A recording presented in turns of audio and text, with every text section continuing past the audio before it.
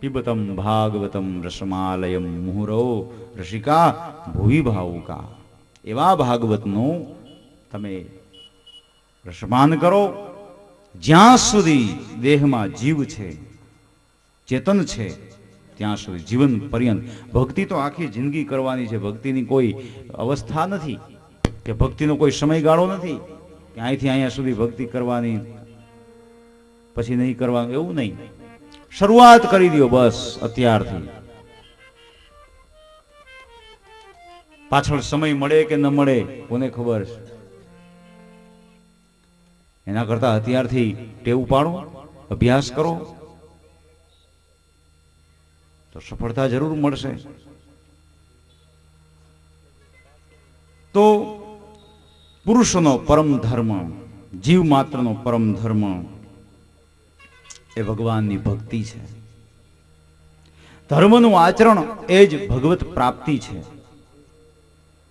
ધર્મનું હંમેશાને માટે આચરણ કરો. ધર્મને બરાબર આચરી બતાવો. ધર્મનું પરિપાલન કરો. એ જ પૂર્ણ ભક્તિ. યદા સર્વે પ્રવિદ્યન્તે, જિજ્ઞાસુ મનુષ્યો અદ્વૈત જ્ઞાનને તત્વ કહે છે, તેને જ વેદાંતીઓ બ્રહ્મ કહે છે. બંને તત્વથી એક જ છે. એના સિદ્ધાંતો કદાચ અલગ અલગ હોઈ શકે. યદા સર્વે પ્રવિદ્યન્તે હૃદયસ્યેહ ગ્રંથય અથઃ મર્ત્યોમૃતો ભવતી એતાવદ્યનુશાસનમ એતાવદ્યનુશાસનમ.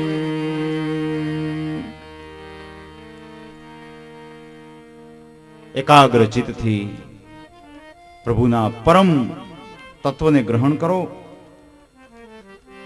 જગતની ઉત્પત્તિ કરવાની જ્યારે ઈચ્છા કરીને ભગવાને પ્રકૃતિના 3 ગુણો બનાવ્યા, રજોગુણ, તમોગુણ અને સત્વગુણ.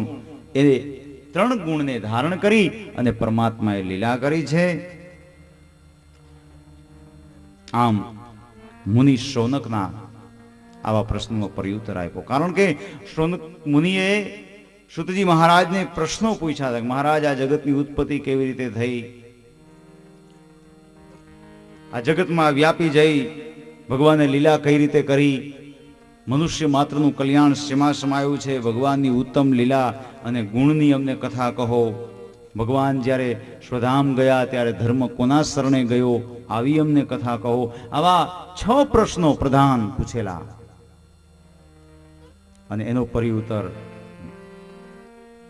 સુતજી મહારાજ આપે છે. પહેલા પ્રશ્નનો પ્રત્યુત્તર આપ્યો કે રજોગુણ, તમોગુણ અને સત્વગુણ ત્રિગુણાત્મક માયામાંથી ભગવાને આ પોતાનો અવતાર કાર્ય શરૂ કર્યું છે. કારણ કે ભગવાનને અવતાર કાર્ય કરવા માટે એ માયાનો આશ્રય કરવો પડે છે. ભગવાનની લીલાના 3 પ્રકારો બતાવ્યા. એક તો સર્વના નિયંતા ભગવાનની નિયમરૂપ લીલા, બીજું અનેક રૂપ ધરનાર ભગવાનની બહુરૂપ લીલા, અને ત્રીજો પ્રકાર બતાવ્યો જગતમાં વ્યાપી જઈ ભગવાનની ભોગરૂપ લીલા. આ ભગવાનની લીલાના 3 પ્રકારો. અનેક રૂપ ધરનાર ભગવાનની બહુરૂપ લીલા.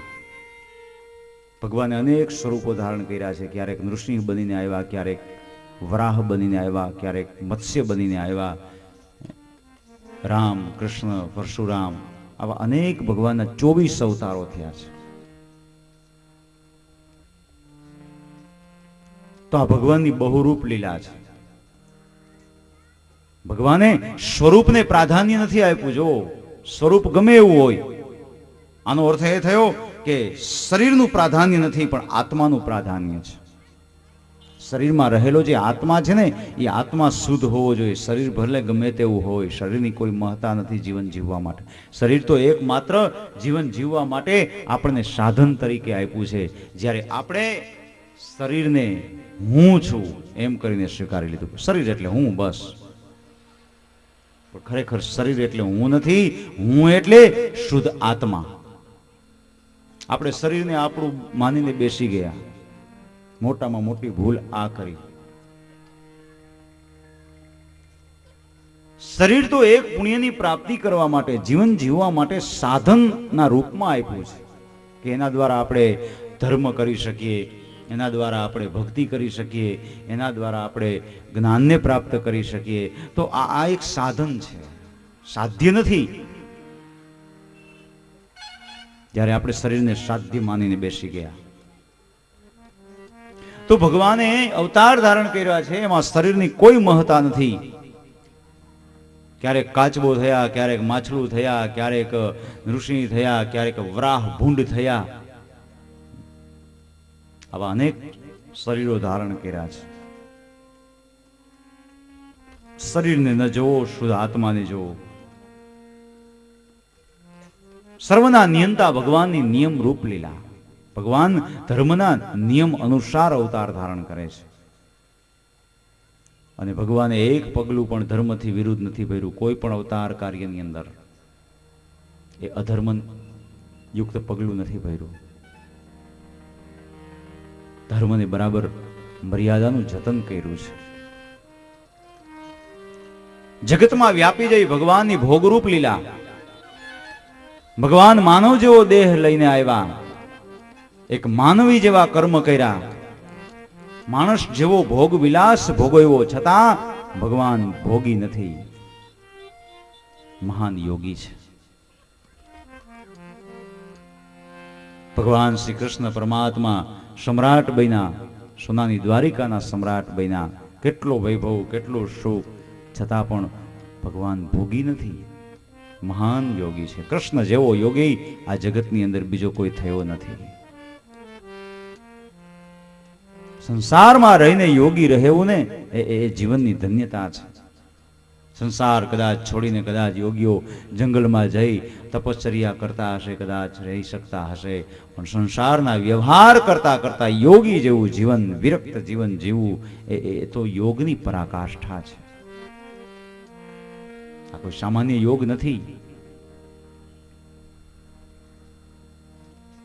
જીવનમાં રહેવા છતાં પણ જીવનથી મુક્ત રહેવું, પાણીમાં હોવા છતાં પણ જેમ કમળનું પુષ્પ પાણીથી અલિપ્ત રહે છે, આવું જીવન. તો દુનિયાની દ્રષ્ટિએ, જગતની દ્રષ્ટિએ કદાચ ઈશ્વર ભોગી લાગતો હશે કે ભગવાને આટલો બધો વૈભવ, આટલું બધું સુખ, પણ એ કોના માટે? જગતના કલ્યાણને માટે.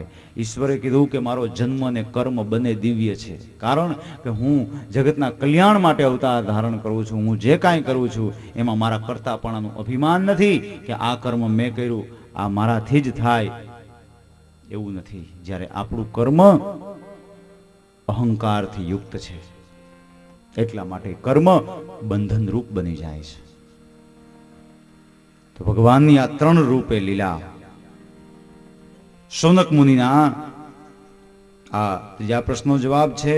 ચોથા પ્રશ્નનો ઉત્તર આપતા સુતજી મહારાજ કહે છે કે જ્યારે યોગ પુરુષનું રૂપ ધારણ કરીને ભગવાન શ્રી હરિએ પોતે ક્ષીરસાગરની અંદર જ્યારે શયન કર્યું, ત્યારે તેમની નાભીમાંથી કમળ થયું અને કમળમાંથી બ્રહ્માજી થયા, અને એ બ્રહ્માજી પરમ આદિનારાયણ પરમાત્માની સ્તુતિ કરે છે.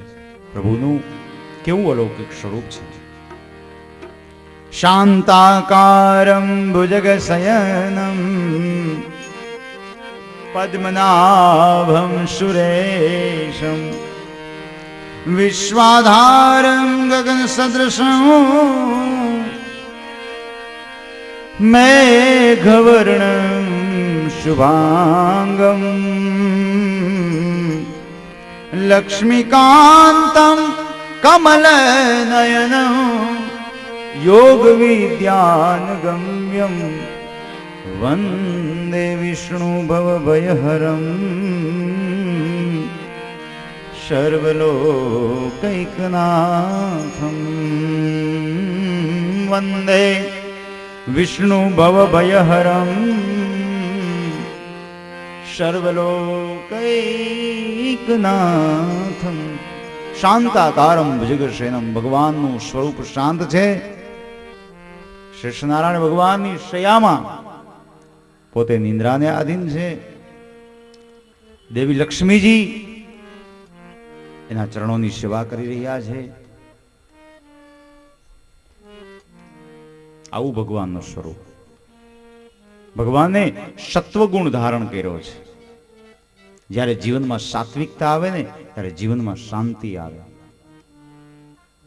જ્યાં સુધી તમોગુણ અને રજોગુણની પ્રાધાન્યતા છે ત્યાં સુધી મન શાંત નહીં થાય.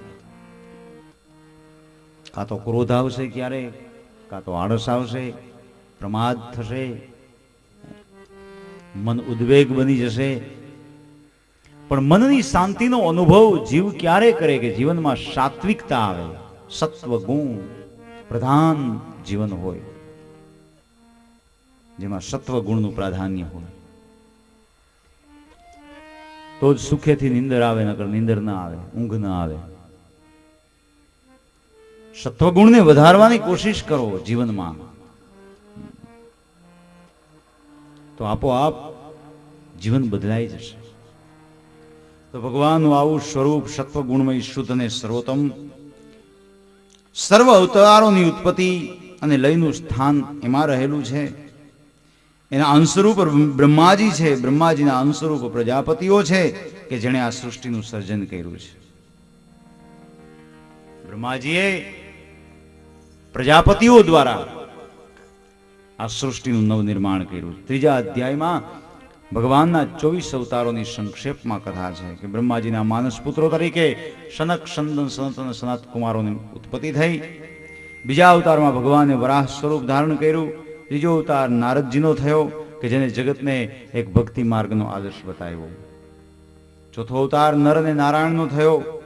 પાંચમો અવતાર કપિલ મુનિ તરીકે ધારણ કરી માતા દેવહૂતિને નિમિત્ત બનાવી અને જગતને સાંખ્ય અને યોગનો ઉપદેશ આપ્યો. છઠ્ઠો અવતાર અત્રિ મુનિ અને સતી અનસૂયાને ત્યાં દત્તાત્રેય રૂપે ધારણ કર્યો. તેમણે રાજા અલર્કને આત્મવિદ્યાનું જ્ઞાન આપ્યું. સાતમો અવતાર યજ્ઞ ભગવાનનો થયો. આઠમો અવતાર નાભિરાજાને ત્યાં તેમની પત્ની મેરુદેવા વિશે વૃષભદેવજીનો થયો. પૃથુ મહારાજનો 9મો અવતાર થયો. 10મો અવતાર મત્સ્યનારાયણનો થયો. 11મો અવતાર કચ્છપ એટલે કે કાચબાનો થયો. જ્યારે સમુદ્ર મંથન થયો, મંદરાચલને ભગવાને પોતાની પીઠ ઉપર ધારણ કર્યો.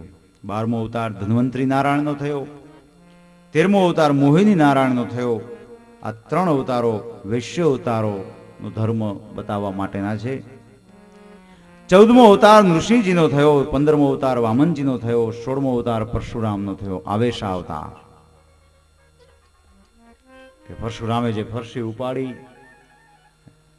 21 વખત આ પૃથ્વીની નક્ષત્રી કરી અને જગતને બતાવ્યું કે આ જગત એવું છે કે એને શાસ્ત્રોની વાતો કરી અને સમજાવો. શાસ્ત્રના સિદ્ધાંતો, શાસ્ત્રની મર્યાદાઓ દ્વારા એને સમજાવો. અને કદાચ જો એનાથી ન સમજે તો પછી એની સામે શસ્ત્ર ઉઠાવો. માત્ર શાસ્ત્રોની વાતો કરવાથી પણ આ જગત નહીં સુધરે. જરૂર પડે ક્યારેક શસ્ત્ર પણ ઉઠાવવા પડે છે.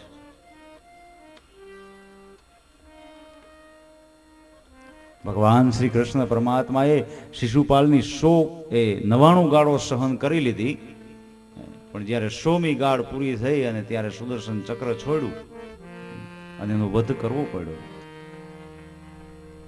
તો કહેવાનો તાત્પર્ય એ છે કે માત્ર શાસ્ત્રની વાતો કરવાથી કાંઈ વળવાનું નથી. ક્યારેક ક્યારેક એવો પણ સમય આવે કે શસ્ત્ર ઉઠાવવું પડે. અસુરોને મારવા માટે ભગવાને આવું કરવું પડ્યું હતું.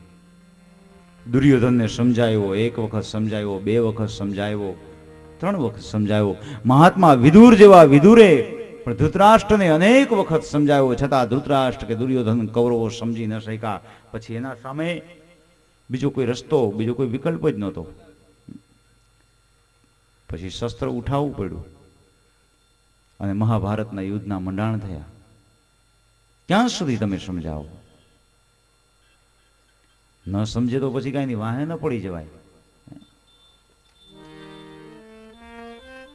એકવાર સમજાવો, 2 વાર સમજાવો, 3 વાર સમજાવો, છતાંય જો પછી પોતાના જો એ કોટામાં રીએ, અભિમાનમાં રીએ, તો પછી એને 2 હાથ જોડીને જય શ્રી કૃષ્ણ કરી દેવાય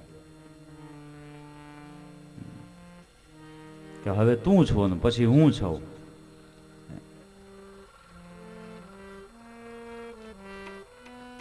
આ એક વ્યવહાર છે, આમાં કંઈ ખોટું છે નહીં. ગીતાજીની અંદર કીધું છે કે હણે એને હણવાના છે. બસ આપણી સાથે જેવો વ્યવહાર થાય એનો સામનો તો કરવો પડે, પણ સહન જ કરી જાય. સહન કરવાની પણ કોઈ હદ હોય, કોઈ સીમા હોય. સહનશીલતા છે એ માણસનું ભૂષણ છે અને ખરેખર હોવી જ જોઈએ. જીવનમાં બસ સહન કરતા શીખો. જે માણસ સહન કરે છે ને એને કોઈ વસ્તુ નડતી નથી, એ ક્યાંય પાછો ન પડે. અને જેને સહન કર્યું છે ને સફળતા મળી છે, પણ સહન કરવાની અમુક હદ હોય. મર્યાદાથી વિરુદ્ધ સહનશીલતા એ પછી કાયરતાની નિશાની છે. આ જગત એવું છે, તમે જેમ સહન કરી જાઓ, જેમ સહન કરી જાઓ, તેમ વધારે ને વધારે તમને હેરાન કરી જાય. તમારો એ લાભ ઉઠાવશે.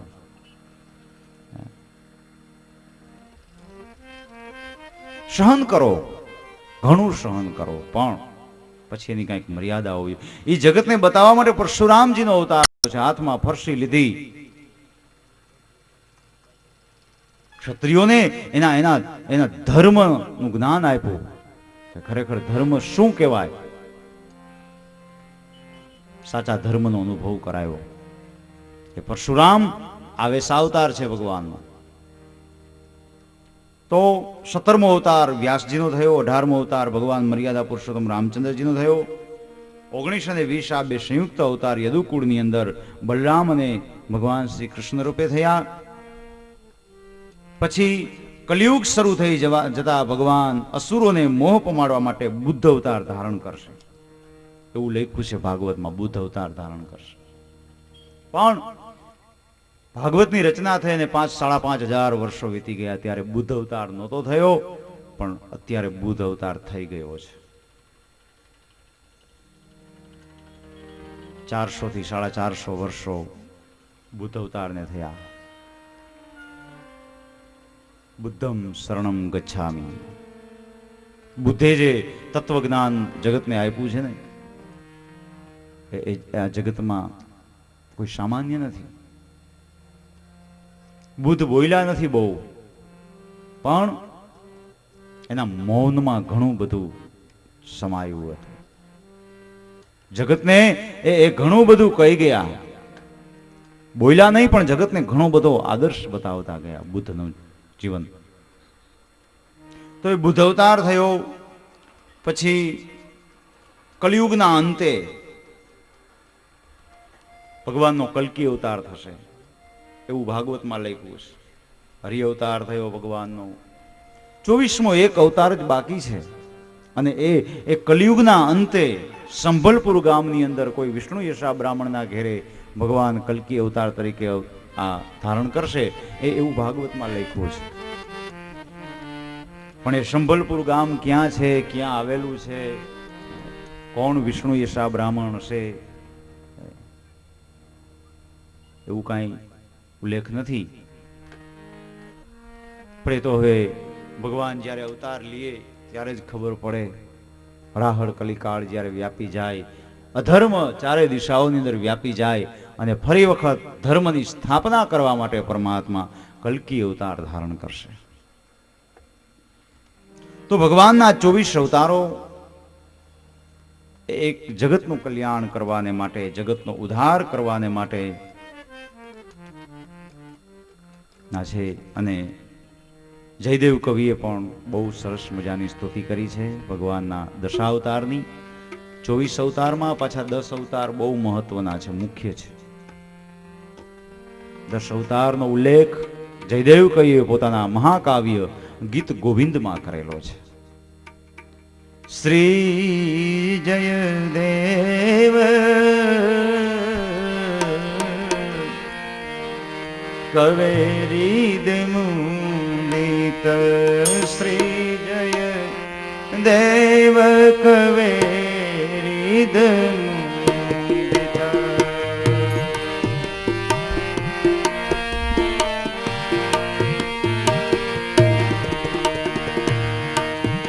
જય દેવ કવેરી શ્રી જય દેવ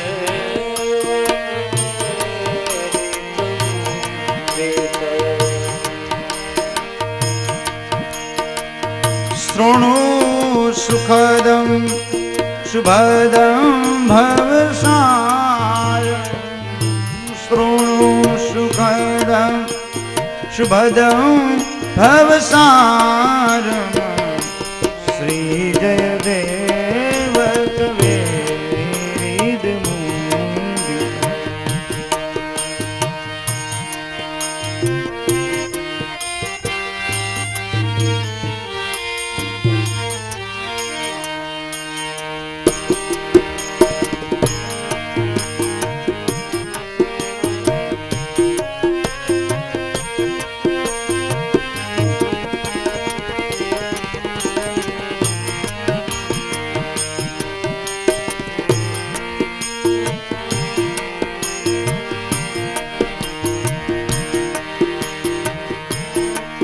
मत्स्य कच्छप शुकर नरहरि वामन भृगुपति राम। मत्स्य એટલે ભગવાને જે મત્સ્યાવતાર ધારણ કર્યો, માછલાનો અવતાર. કચ્છપ એટલે કે કાચબો, શુકર ભૂંડ વરાહ, નરહરિ નૃસિંહ, વામન ભૃગુપતિ પરશુરામ. मत्स्य कच्छप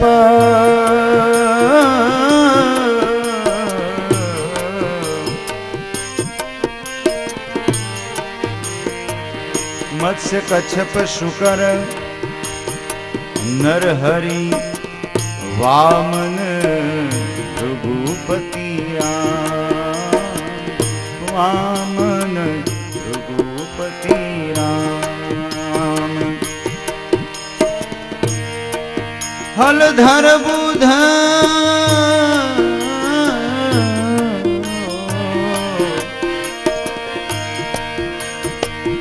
हलधर बुध कल की श्री जयदेव कबीर मुदित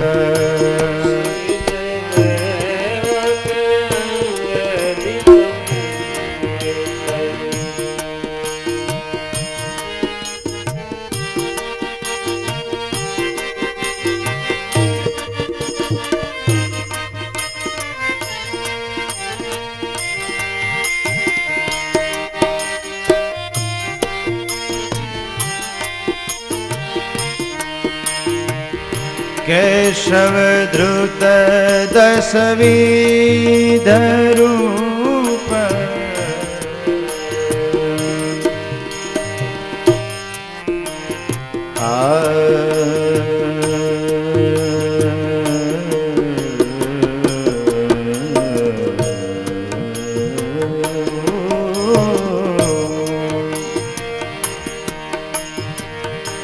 केशव धृत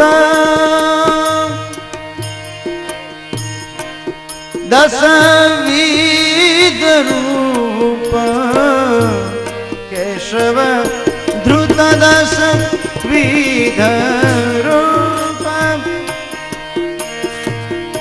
जय जगदीश हरे जय जगदीश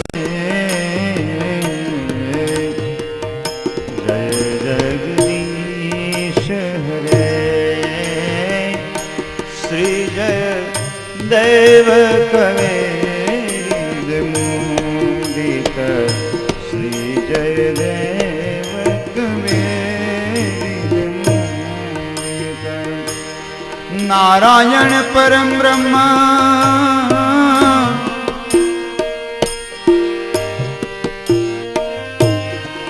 नारायण परम ब्रह्म भगता ने ज्ञानी नी दृष्टि अलग अलग छे। जो नारायण परम ब्रह्म नारायण परम तप नारायण परम चेदं सर्वनारायणात्मकम् ओ नारायण परम चेदं સર્વનારાયણ નારાયણ પરમ ચેદમ સર્વનારાયણ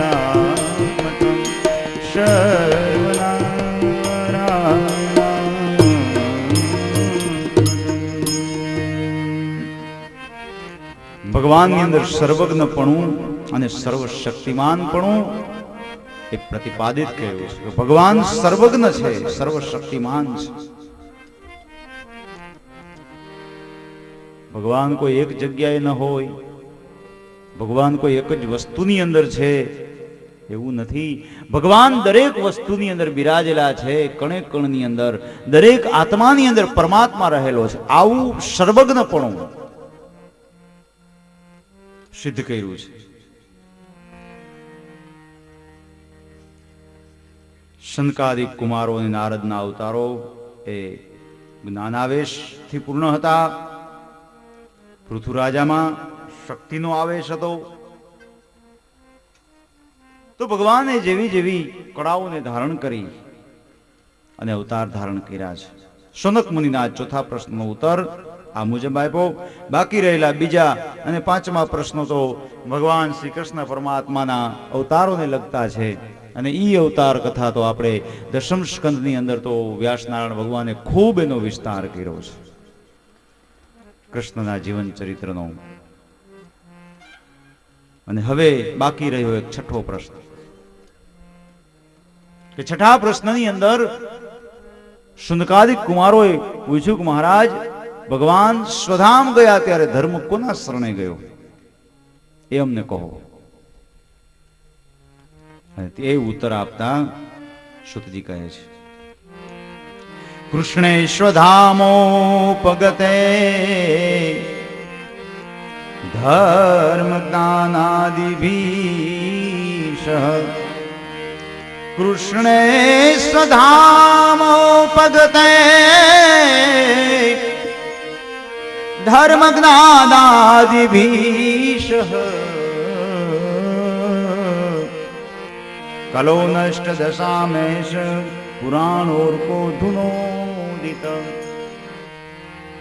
ભગવાન જ્યારે સ્વધામમાં ગયા ને, નિજધામમાં ગયા ને, ત્યારે હે ઋષિઓ, ધર્મ ભગવાને પુરાણોમાં પધરાવ્યો. આ ભાગવત રૂપી શ્રીમદ ભાગવત પુરાણની અંદર ભગવાને પોતાનો ધર્મ મૂક્યો છે. સ્વધામમાં ગયા એની પેલા એનું સર્વસ્વ તેજ, સંપૂર્ણ ધર્મ અને પોતાનું સર્વસ્વ સ્વરૂપ ભગવાને આ ભાગવતની અંદર પધરાવ્યું છે. એટલા માટે શ્રીમદ ભાગવત એ કોઈ સામાન્ય ગ્રંથ નથી, પણ સાક્ષાત ભગવાનનું વાંગમય સ્વરૂપ છે, વાણી રૂપી સ્વરૂપ. સાક્ષાત ઈશ્વરનો એમાં વાસ છે, પ્રભુનું પરમ તત્વ. સમગ્ર ધર્મની મર્યાદા જેની અંદર બતાવી છે. તો આવી રીતે પ્રશ્નોના ઉત્તર આપ્યા. શૌનક ઋષિ બધા મુનિઓ વતી પ્રશ્નો કરે છે કે હે મહારાજ, આપે કહ્યું કે સુખદેવજી તો પરમ યોગી છે, તો આવા પરમ યોગી કોઈના આંગણે ક્યારે વૈરાગી, કોઈના સંસારીના આંગણે ન જાય. તો એવા સુખદેવજીએ પરીક્ષિત રાજાને ગંગાજીના કિનારે આ કથા 7 દિવસ સુધી કેમ સંભળાવી એ મને આશ્ચર્ય થાય છે. મહારાજ, અમને આ કથા કહો. અને ત્યારે એ સુતજી મહારાજ કહે છે કે ઋષિ મુનિઓ, તમારી વાત સાચી છે. સુખદેવજી મહારાજ કોઈ સંસારીના ઘેરે વિરક્ત હોવાથી કોઈના આંગણે ન જાય, છતાં પણ 7 દિવસની કથા શ્રવણ કરાવી. તો એની પાછળનું રહસ્ય હું તમને કહું છું કે સુતના પિતા રોમહર્ષણ પૌરાણિક ત્રિવંશથી બહાર હતા, તેથી તેમને વેદાભ્યાસનો અધિકાર આપવામાં નહોતો આવ્યો. એટલા માટે વ્યાસજીએ પંચવેદ સમા ઇતિહાસ પુરાણો એને ભણાવ્યા હતા. એટલે તેમના પુત્ર પણ તેમાં પારંગત હતા. સુતજી મહારાજની પાસે શાસ્ત્રો અને ઇતિહાસોનું જ્ઞાન ભરપૂર હતું. સુનકાદિક ઋષિઓને કહે છે કે સાંભળો, હું તમને સુખદેવજી મહારાજની વાત તો કરીશ, પણ પેલા એમના પિતા વ્યાસ નારાયણ ભગવાનની હું તમને કથા કહીશ. કે જ્યારે વ્યાસ નારાયણ ભગવાન કે જે ભગવાનના અંશાવતાર, જેને ભાગવત શાસ્ત્ર જેવા ગહન ગ્રંથની રચના કરી, એવા વ્યાસ દ્વાપર યુગની સમાપ્તિનો સમય, પ્રાતઃકાળનો સમય, પોતાના આશ્રમે સરસ્વતી નદીના કિનારે આશ્રમ અને ત્યાં શાંતિથી બેઠા છે. એવામાં એને 5000 વર્ષ પછી શું થવાનું છે એવા સાક્ષાત કલિયુગના દર્શન થયા. નજરો નજરને કળિયુગને જોયો કે ઓહો, આ તો ભયંકર કલી. દ્વાપર સમાપ્ત થઈ જશે ને હવે કલીનો પ્રારંભ થશે. અને કલીનો પ્રારંભ થશે તો કલિયુગનો માનવી મંદ બુદ્ધિનો થઈ જશે. સહનશીલતા, રાગ, દ્વેષ આ બધું વધી જશે, સહનશીલતા ઘટી જશે. તો એ કલિયુગનો માનવી પોતાના જો સ્વરૂપને ન ઓળખી શકે તો પછી બીજા ભગવાનના સ્વરૂપને કઈ રીતે ઓળખી શકે? બ્રહ્મના સ્વરૂપને કઈ રીતે પ્રતિપાદિત કરી શકે? અને કલિયુગના માનવીઓની ચિંતા થવા લાગી. સમાજની જે ચિંતા કરે ને એ સંત. સંતોનું જીવન આવું હોય છે. સંતો પોતાના માટે નહીં, એ બીજાના માટે જીવે છે. પોતાના માટે જે જીવે ને એ સામાન્ય માનવી કહેવાય, પણ બીજાના માટે જે જીવન વ્યતીત કરે એને સંત કહેવાય, એને સદગુરુ કહેવાય. અને એવા ગુરુની જો સેવા પ્રાપ્ત થાય ને તો જીવન ધન્ય બની જાય. ગુરુ સૂરજ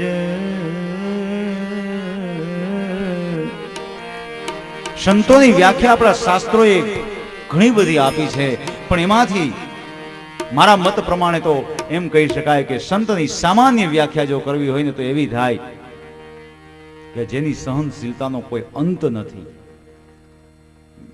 એનું નામ સંત. સંત જે પોતાનું જીવન બીજાને સમર્પિત કરી દે, જીવન પોતાના માટે નહીં પણ બીજાને માટે જીવન જીવે, એનું નામ સંત છે, એનું નામ સદગુરુ છે. ગુરુ સૂરજ ગુરુ ચાંદલો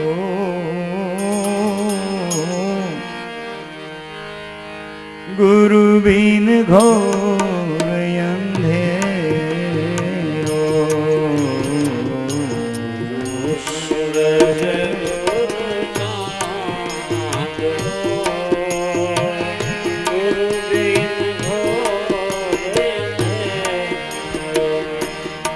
રાત દિવસ જેને ઊંઘ ન આવતી હોય, સમાજના જગતના સુખ ને દુઃખનો વિચાર જેના મનની અંદર ઘોડાયા કરતો હોય કે આ સમાજની ઉન્નતિ કરવી છે, આ જગતનું કલ્યાણ કરવું છે, એના માટે રાતના ઉજાગરા કરતા હોય એ સદગુરુ. એવા સદગુરુ ક્યારેક ક્યારેક પથારીમાંથી ઊભા થઈ અને જગતને માટે રડે છે, જગતને હસાવવા માટે પોતે રડતા હોય. આ દેશના સંતો, આ દેશના સદગુરુ, એની સેવા કરવાનો જો અવસર મળે ને તો જીવન ધન્ય બની જાય. બાપ ગુરુ સૂરજ ગુરુ ચાંદલો હે ગુરુ બિન ઘોર અંધેરો. સૂરજ ગુરુ ચાંદલો ગુરુ બિન ઘોર અંધેરો. જે કંદમૂળનો આહાર કરી, ઝરણાનું પાણી પી, રાત દિવસની તપશ્ચર્યા કરી, આવા શાસ્ત્રો ની રચના કરીને જગતને જે ભેટ આપી દીધા, જગતે એને શું આપ્યું? આ સમાજ સંતોનું હંમેશાને માટે ઋણી છે. આપણા ઋષિ મુનિઓનું એ ઋણમાંથી આપણે ક્યારે મુક્ત ન થઈ શકીએ. આ જગત એને શું આપી શકવાનું હતું? આજે જે કાંઈ આપ્યું છે આપણા કલ્યાણને માટે આપ્યું છે.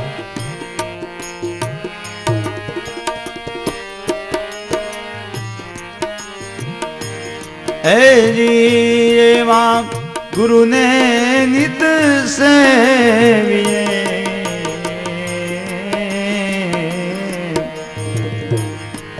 એ જી એવા ગુરુને નિત સેવીએ, ગુરુ મારા જીવન આધાર,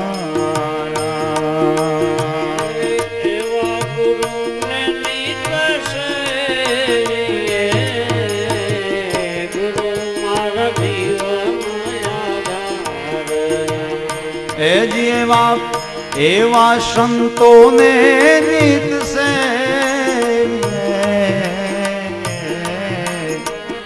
એવા સંતોને નિત સેવીએ, હે ગુરુ મારા જીવન આધાર, એવા સંતોને નિત સેવીએ, ગુરુ મારા જીવન આધાર, ગુરુ સૂરજ ગુરુ ચાંદલો, ગુરુ બિન ઘોર અંધેરો, સૂરજ ગુરુ ચાંદલો, ગુરુ બિન ઘોર અંધેરો. આવા ઋષિ મુનિઓ, આવા સંતો હંમેશાને માટે સમાજના કલ્યાણનો વિચાર કરે છે. વ્યાસજીને ચિંતા થવા લાગી, શું કરું? જગતના કલ્યાણને માટે કંઈક કરવું તો પડશે, કારણ કે એ સમયે એ વેદકાલીન પ્રણાલિકા હતી, વેદોનો યુગ હતો. ત્યારે સામાન્ય માણસ વેદોનો અભ્યાસ ન કરી શકે. વેદોનો અધિકાર માત્ર બ્રાહ્મણને જ આપવામાં આવ્યો હતો. એ સમયમાં વેદના મંત્રોનું બીજું કોઈ ઉચ્ચારણ ન કરી શકે. તો વ્યાસનારાયણ ભગવાનને થયું કે વેદમાં તો બધું છે, પણ એ સામાન્ય માણસને પ્રાપ્ત ન થાય, એટલા માટે એને વેદના 4 વિભાગ કરી નાખ્યા અને એ વેદને 4 વિભાગની અંદર વહેંચી નાખ્યો કે જેથી કરી સામાન્યમાં સામાન્ય માનવી પણ એનો અભ્યાસ કરી શકે. ઋગ્વેદ, યજુર્વેદ, સામવેદ, અથર્વવેદ, આવા 4 વેદો બનાવ્યા અને એ 4 એ વેદો ની રચના કરી. પોતાના જે 4 શિષ્યો હતા એમાંથી પહેલ ઋષિને ઋગ્વેદ આપ્યો, જૈમિની ઋષિને સામવેદ આપ્યો, વૈશંપાયને યજુર્વેદ આપ્યો અને સુમંતનું જે મુનિ હતા એને અથર્વવેદ આપ્યો. આમ એક વેદ એક પોતાના શિષ્યને ભણાવ્યા છે.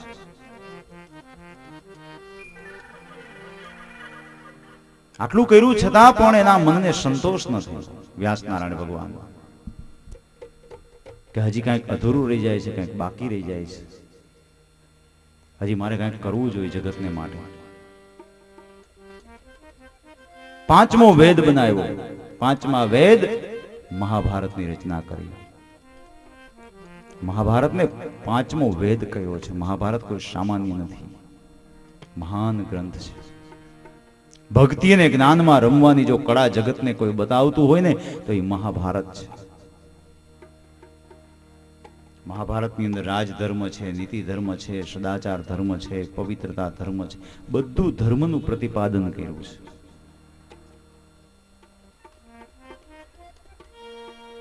માણસ જ્યારે પોતાનો ધર્મ ચૂકી જાય ત્યારે કેવા અનર્થો ઊભા થાય છે. પછી ઘર, કુટુંબ, સમાજ, કોઈ પણ ક્ષેત્ર હોય, પણ જ્યારે ધર્મ ચૂકાઈ જાય, પોતાની ફરજ ચૂકાઈ જાય ને ત્યારે વિનાશ સિવાય બીજું જગતમાં કાંઈ ન હોઈ શકે.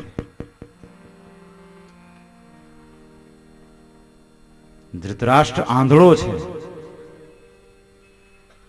એ પોતાના બાળકોને એ ધર્મના માર્ગે ન વાળી શક્યો, છેક સુધી ન વાળી શક્યો, સમજાવી ન શક્યો. એક વડીલ તરીકેની, એક બાપ તરીકેની એ ફરજ ચૂકી ગયો. પરિણામ શું આવ્યું? છોકરા સ્વેચ્છાચારી બની ગયા, પોતાની રીતે નિર્ણય લેવા લાગ્યા અને અધર્મના માર્ગે જવા લાગ્યા અને પરિણામે સમગ્ર કૌરવોનો વિનાશ થઈ ગયો.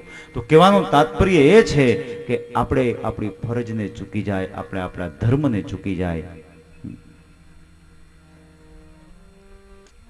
તો ભવિષ્યમાં વિનાશ જ છે. દરેકે પોતપોતાના ધર્મને ઓળખવો જોઈએ, દરેકે પોતપોતાની ફરજને ઓળખવી. ધર્મ ને ફરજ સિક્કાની બે બાજુ છે, એમાં જુદું નથી. અને તમે ફરજ કહો તોય ભલે અને તમે તમારો ધર્મ કહો તો પણ ભલે, બંને એક જ છે. તમે તમારી ફરજ ચૂકી ગયા એટલે તમારો ધર્મ ચૂકી ગયા એમ કહી શકાય. તો મહાભારત એ કોઈ સામાન્ય ગ્રંથ નથી, માણસને પોતાની ફરજનું જ્ઞાન કરાવે છે, ધર્મનું જ્ઞાન કરાવે છે.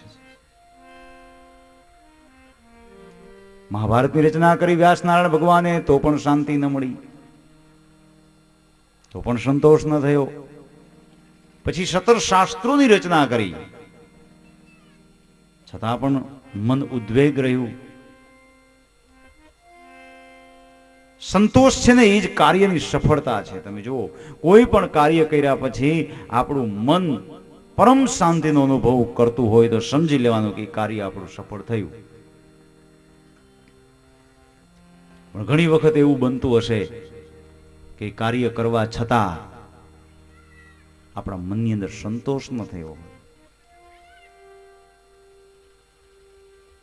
આ આપણી કાર્યની અપૂર્ણતા.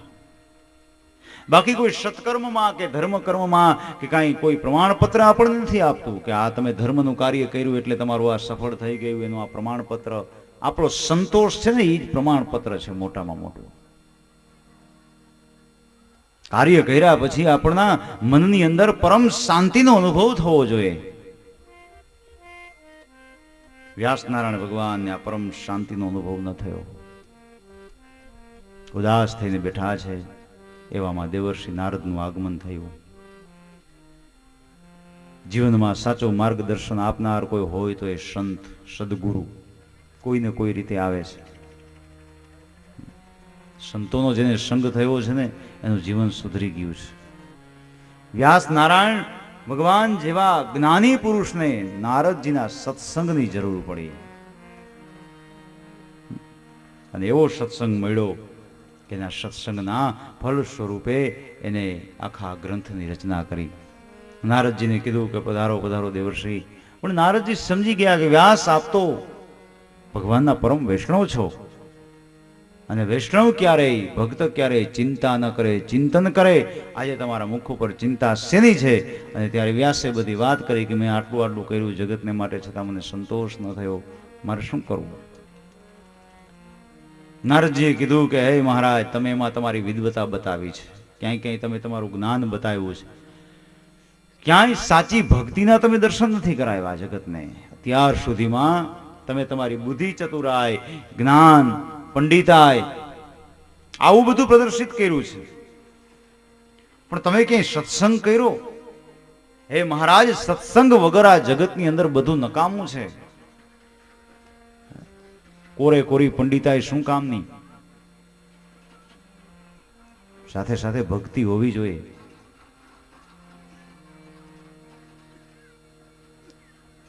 અને જેને જેને ભક્તિ કરી છે એ ભવસાગર તરી ગયા છે. જ્ઞાનીઓ તો હજારો હજારો વર્ષો સુધી તપસ્યા કરીને રાફડા જામી ગયા, છતાં ઈશ્વર ન મળ્યો. જન્મો જન્મ વીતી ગયા.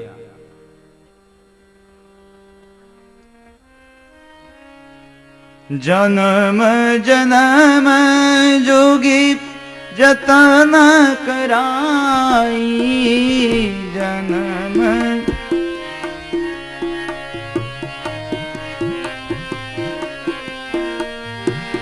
જન્મ જન્મ જોગી જતન કરાઈ,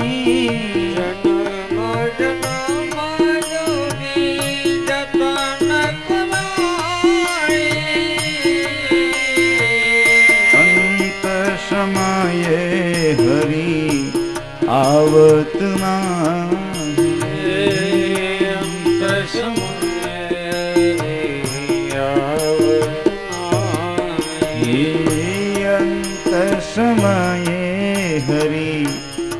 આવત નાહી અંત સમયે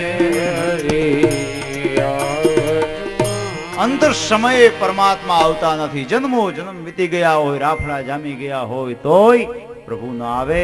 વેદ જેને નેતિ નેતિ કહીને થાકી જાય છતાં પણ ઈશ્વર ન મળે, એ પરમ તત્વ ભક્તિ દ્વારા મળે, સત્સંગ દ્વારા મળે. ભરતી ફૂલ આપો તો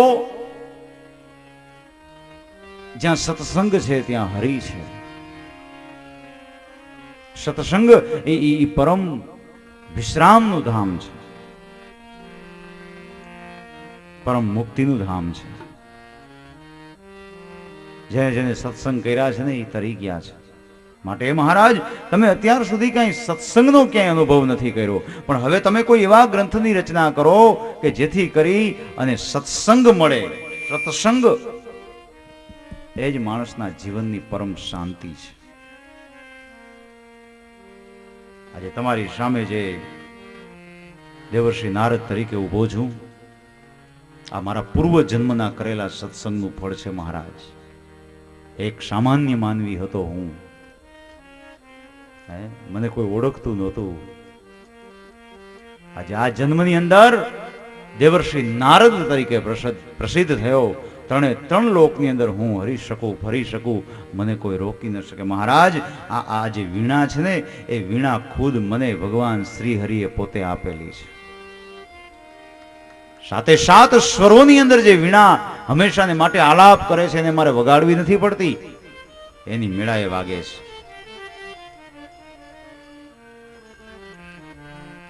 આવી ભક્તિનો અનુભવ થયો. હું સતત પ્રભુનું કીર્તન કરું છું અને હે મહારાજ કીર્તનમાં જ પરમાત્માને બહુ આનંદ આવે છે. પરમાત્માને કીર્તન ગમે છે. બસ તો તમે કોઈ એવા ગ્રંથની રચના કરો કે જેના એ શબ્દે શબ્દ ઉપર પ્રેમ લક્ષણા ભક્તિ હોય, મારા પ્રભુનું નામ હોય, મારા ઈશ્વરનું સ્મરણ હોય, એવો કોઈ ગ્રંથ બનાવો, એવું કોઈ શાસ્ત્ર બનાવો. વ્યાસનારાયણ ભગવાને કીધું કે અરે નારદ, તમને તમારા પૂર્વ જન્મ યાદ છે? તો કે હા. પણ આ કઈ રીતે શક્ય બની શકે? એ ભક્તિનો પ્રભાવ છે મહારાજ. મેં કરેલા સત્સંગનો એ પ્રતાપ છે. મને મારો પૂર્વ જન્મ યાદ છે, કારણ કે મેં ભક્તિ કરી, સત્સંગ કરી અને પરમાત્માનું જે શરણ સ્વીકાર્યું હતું ને એનાથી આજે આ મને અવતાર મળ્યો છે. નારદ પોતાના પૂર્વ જન્મની કથા વ્યાસને કહે છે. કહે, વ્યાસ સાંભળો, આગલા જન્મની અંદર હું વેદપાઠી બ્રાહ્મણોની દાસીનો એક સામાન્ય દીકરો હતો. ગરીબ માનો એક દીકરો. મારી માં જેમ તેમ કરી અને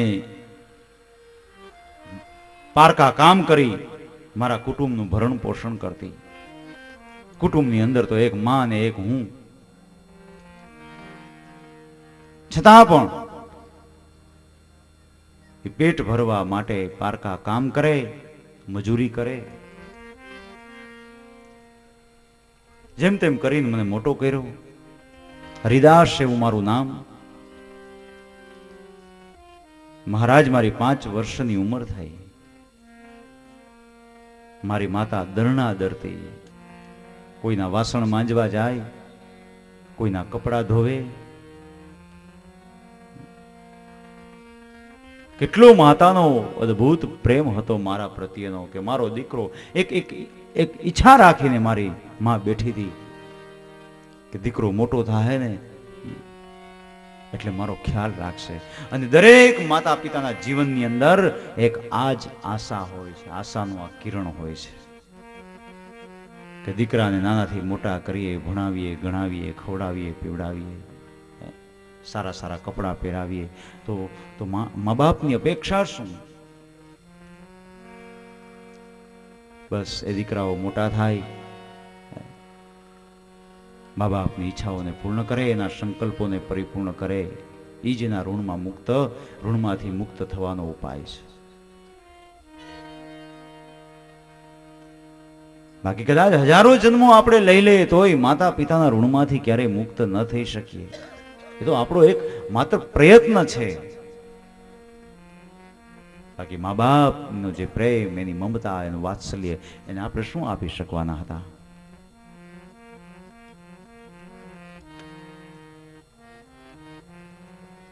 દીકરાની ફરજ છે કે દીકરો નાનો હોય ત્યારે બાપ પોતાની આંગળી પકડાવી એ દીકરાને બજારમાં લઈ જાય ફરવા માટે, ખાવાનું લઈ આપે, ભાગ લઈ આપે. એ આંગળી એ બાપ એ પોતાના સંતાનને ફેરવતો હોય, દીકરાને ફેરવતો હોય. અને એ દીકરો ઈ ઋણમાંથી મુક્ત ક્યારે થાય કે બાપ જ્યારે વૃદ્ધ થાય ને ત્યારે એનો હાથ પકડી અને મંદિરના પગથિયા ચડાવીને ભગવાનના દર્શન કરાવી દે ને ત્યારે એ ઋણમાંથી મુક્ત થઈ શકાય. બાપ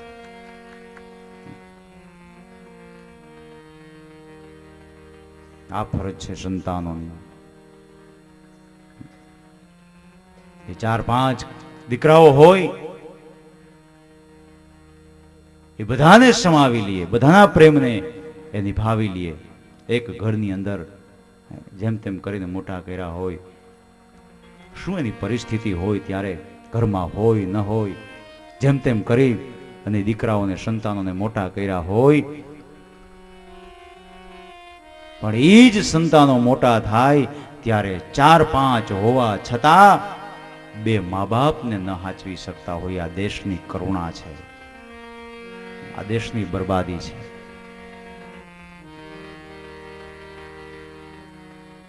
વૃદ્ધ માં મારું ભરણ પોષણ કરતી, મને ખવડાવતી, પીવડાવતી. પણ મહારાજ મને પહેલેથી જ ભક્તિનો છે ને બહુ રંગ લાગેલો. ભક્તિ કરવાની મને બહુ ઈચ્છા થતી. મને સાધુ સંતોના ચરિત્રો વાંચવાનું કે સાંભળવાનું બહુ ગમતું. મને 5 વર્ષની મારી ઉંમર, એવા સમયે કોઈ આવીને કીધું કે હરિદાસ, આપણા ગામની અંદર ચાતુર્માસની અંદર કોઈ સંતો મહાત્માઓ પધાર્યા છે ચાતુર્માસ ગાળવા માટે. અને ત્યારે તો મને જોતું હતું એવું મળી ગયું કે ઓહો, સંતોની સેવા કરવાની જે ઈચ્છા મનમાં હતી અને એ સેવા જો સામે આવીને જો મળી હોય તો ખરેખર મારો ભાગ્યની બલિહારી છે. હું દોડતો દોડતો ગયો. એ જ સમયે ગામની બહાર એક શિવાલય હતું. શિવાલયની અંદર એ પટાંગણમાં પર્ણકુટી બાંધી અને મહાત્માઓ રહેવા લાગ્યા. હું એની સેવા કરવા લાગ્યો. પૂજામાં કંદ, મૂળ, ફળ, ફૂલ જે કાંઈ જોઈ હું એને જંગલમાંથી લઈ આવું, એની પાસે બેસું, સત્સંગ કરે, હું શ્રવણ કરું.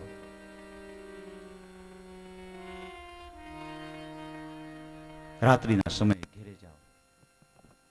ઘેરે જઈ, કારણ કે એક ઘરની પણ જવાબદારી મારે નિભાવવાની હતી. સવારે પાછો વહેલો આવી જાઉં સંતોની સેવામાં. આમ કરતા કરતા ધીમે ધીમે પછી મારો વૈરાગ્ય વધતો ગયો. હવે તો મેં ઘરે જવાનું છોડી દીધું, ઘરે જાતો જ નહીં. સંતોની સેવામાં દિવસ પસાર થઈ જાય. કથા કરે તો કથા સાંભળું, સત્સંગ સાંભળું. જ્યારે સંતો એ ભોજન કરી લેતા ત્યારે એના પતરાળાની અંદર ઉચ્છિષ્ટ ભોજન એવું મહાપ્રસાદ ગણી અને હું ગ્રહણ કરી લેતો. પરિણામે સંતોની સેવા કરી, સંતોનું એ ઉચ્છિષ્ટ અન્ન મારા પેટની અંદર ગયું. પરિણામે મારું અંતઃકરણ પવિત્ર થઈ ગયું. મન, બુદ્ધિ, ચિત્ત, અહંકારના મેલો નીકળી ગયા. અને બસ પછી તો સંસાર પ્રત્યેનો મારો મોહ, મમતા બધું દિવસે દિવસે ઓછું થવા લાગ્યું. હવે તો માં એક સંસારમાં હતી, બીજું તો કોઈ હતું નહીં. આમ કરતા કરતા કરતા દિવસો વ્યતીત થયા. ચાતુર્માસ પરિપૂર્ણ થયા. સંતોએ વિદાય માંગી કે બેટા હરિદાસ, અમારે જવાનો સમય થઈ ગયો છે બેટા. હવે અમે અમારા આશ્રમ તરફ પ્રયાણ કરીશું. જા બેટા, તું ઘેરે જઈ અને તારી જે જવાબદારી છે જવાબદારીને નિભાવ. ત્યારે મને બહુ દુઃખ થયું કે હો, આટલા દિવસો વ્યતીત કર્યા અને હવે તમે છોડીને જવાની વાત કરો છો. મહારાજ, મને સાથે લઈ જાઓ. હવે મારે આ સંસારમાં નથી રહેવું, મને તમારો શિષ્ય બનાવી દો, બસ મને દીક્ષા આપી દો, મારે તો તમારી સેવા કરવી છે. તારી જવાબદારીમાંથી મુક્ત કરી, તારી જવાબદારીને તોડાવી અને અમે અમારી સાથે ન લઈ જઈ શકીએ, કારણ કે અમારો મર્યાદા ધર્મ ના પાડે છે. કોઈને પરાણે દીક્ષા આપવી એ સંતોનો કે કોઈ સંપ્રદાયનો ધર્મ નથી. કે ફોસલાવી પટાવી નાના નાના બાળકોને હાલો આ દીક્ષા આપી દીધી, એ કોઈ સંપ્રદાય કે કોઈ ધર્મનો ધર્મ નથી.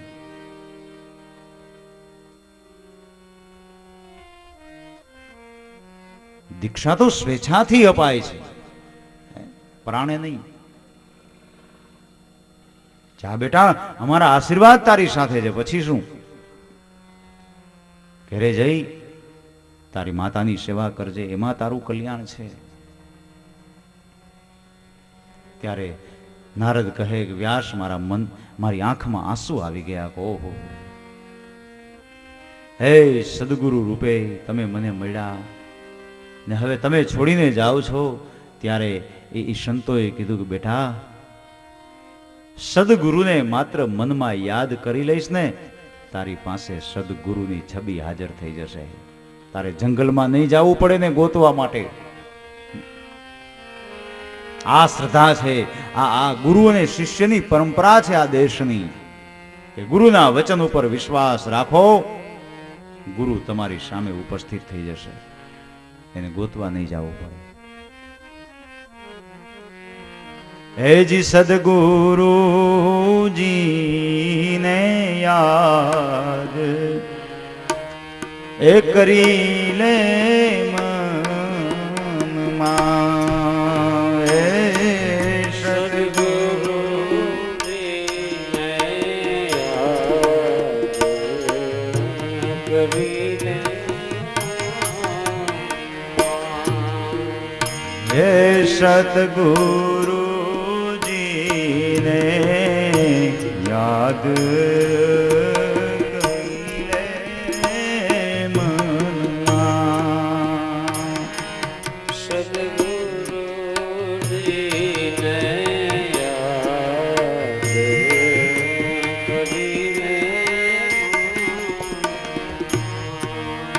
હેજી તારે જાઉં રે એ પડે નહીં જંગલમાં,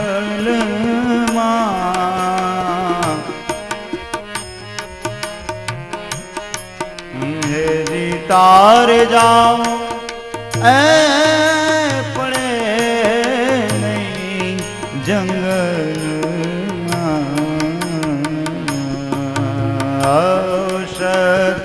સદગુરુજી ને યાદ કરી લે મનમાં.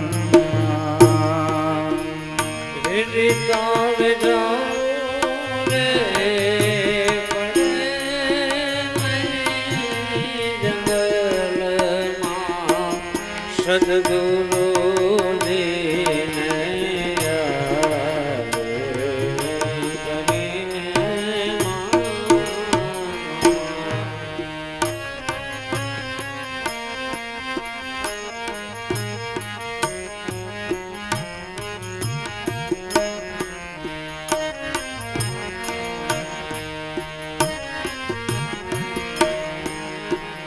હેજી સતગુરુજી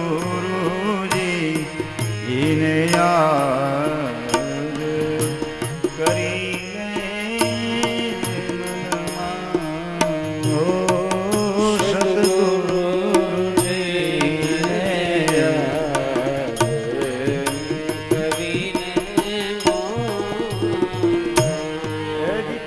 જાઉં એ પણ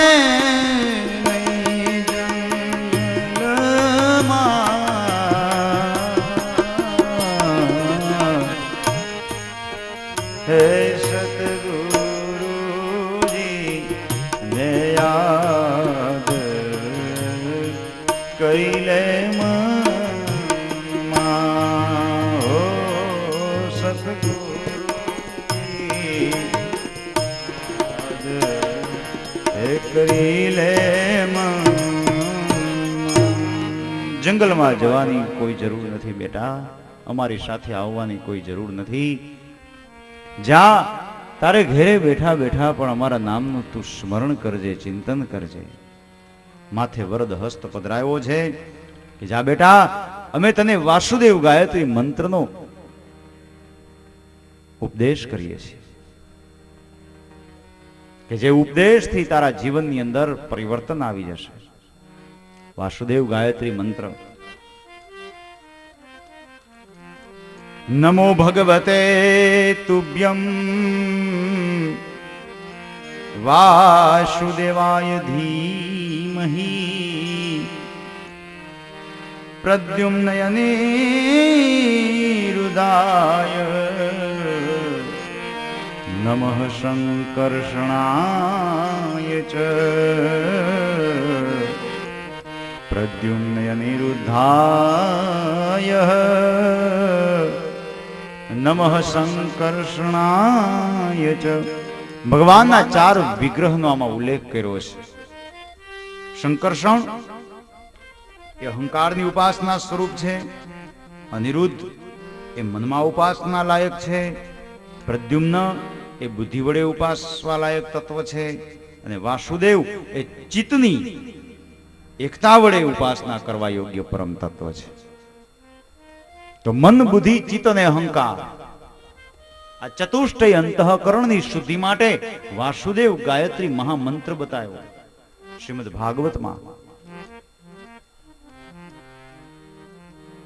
નમઃ સંકર્ષણાય ચ. ભગવાનના આ 4 વિગ્રહ સ્વરૂપનું ધ્યાન ધરવાથી ચિત્ત એકાગ્ર બની જશે.